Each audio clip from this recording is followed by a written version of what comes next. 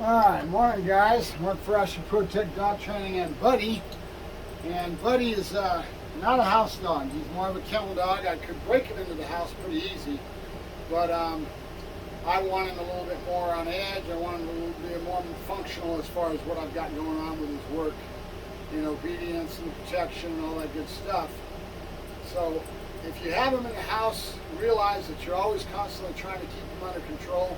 You're telling him no, you got to suppress the dog a lot more, and that kind of takes off a lot of that high energy outflow dog when you do that. So a lot of times with people with sport, they'll make a conscious decision. They'll keep the dog more of a kennel dog and a lot less in the house. If you can have both, don't get me wrong, but you're going to lose a little bit when you do this, because you're basically telling the dog no all the time. You're making him mind, and that conformity is going to take a little bit of the exuberance and high energy, and all that's going to kind of go flat a little bit on you. Can you balance it? Yeah, with the right work, and there's always exceptions to the rule, but that's kind of my feeling of it.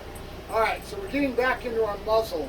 I told you I was going to do a little bit of series on this, so I'll keep picking this up, and every now and then you'll see one on the muzzle. So what we're talking about today is breaking a dog into the muzzle. It's like all my training, always too fast, never too slow. Take your time. Very methodical build is a lot better off, especially with something like this. You're trying to get the dog to become neutral to the muzzle, where he doesn't care that it's on his mouth. He's not batting it off with his paws. He's not frantic because it's on. If you do it, you do it right, the dog will be very accustomed to this, and it'll be just like blasé, right? If you don't do it right, you go too fast, right? You slap it on him and right away try to go do the work. You're going to have a dog that's a lot more conscientious of the muzzle, and not being neutral in the muzzle is not a good thing. We want him to be able to learn what you're trying to teach him when he's in the muzzle, so we don't want his mind on, damn this thing, I want it off of me, right? So take your time with this. So I've got some hot dogs, I've got a muzzle, and all I'm going to do is I'm going to treat the muzzle like it's a food bowl, okay? In the beginning, as in all things, I generally don't give the dogs command word until after the dog's got the behavior, and that's just kind of a general thing that we do so that you keep the information coming to the dog a lot less, and there's more clarity in the training, all right? Buddy? Yep. Good boy. Good boy, good. I started this the other day when I did a little video and I had my face cut off, so I figured I'd come back and do the same thing. And all we're doing is just treating it like a food bowl. Let him grab the food, let him take it out of there. Good boy, keep it positive. So I'll do this a couple times. Good boy, good. Notice I'm not saying a word. It will turn into saying a word. And this would be just like muzzle. Good boy. He's caught up on the strap. All right, done.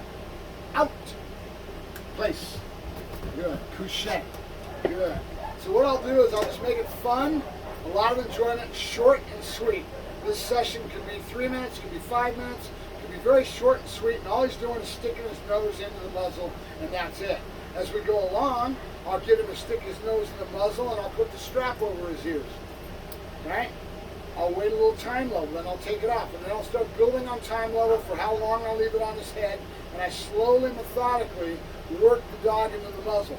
The goal is to make sure that the dog's not frantic on the muzzle, and he's able to heel, and he's able to do work in it, and he learns to have it on his head for a longer period of time and be neutral, just nonchalant, okay?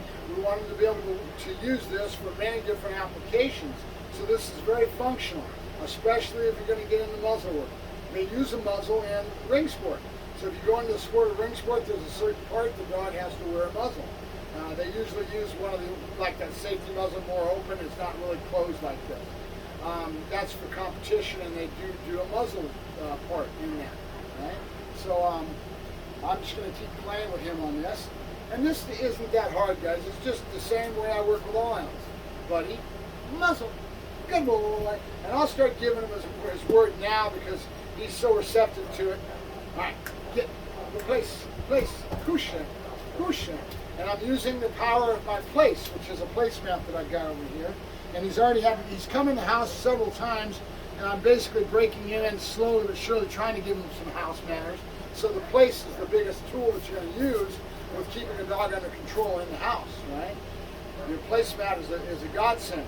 and this will be kind of his off switch. He goes to the placemat, he starts to learn to stay there for a long period of time, and to blase, that'll give you your off switch. That'll be the start of it. The dog like Buddy doesn't have very much of an off switch because he's been out in the kennel and he's my working dog. I've got him always in energy. His frame of mind's always in a ramped up frame, right? He's working and showing some animation and having some character behind the work. Buddy, muzzle. Good boy, good. That's my boy. He's a muzzle. I need a muzzle. Good boy. All right. Now, I did this the other day, so I'm going to leave it on him for a while. Good boy. And we're just going to build on time. Nope, nope. Hang. Muzzle. Good boy. Good. Yep. Good. All right. Place. Go place. Nope. You go place. Cushion. Cushion. This is the second one we've done today because he was in the house and he already knocked over the camera like a bull in a china shop. Because again, it's Buddy, and Buddy's got all kinds of energy. He's a Dutch Shepherd that's been built to work. So because of that, he's really doesn't have many house manners, but I can teach him that. Good, well, we'll do one more and we'll end it, right? Short and sweet, we'll come back to this. I can do this a couple, 2-3 times a day. Real short little sessions. I can stretch it one time a day over 2 weeks. So just take your time. There's no hurry, right? Buddy, muzzle. Good boy, good. That's my boy. Good. All right, okay. Bobble shake. Good boy. Nope, bobble shake. Good boy, good. All right, good, good. Yep, all right, good boy. And we'll build up on time level. And we'll try to convey the thought to him that he's got to do it for longer and longer. We've already got a lot of other things. He's got a duration marker in, and he's got time levels that he does. So he'll pick up with this with time as I emphasize that, right?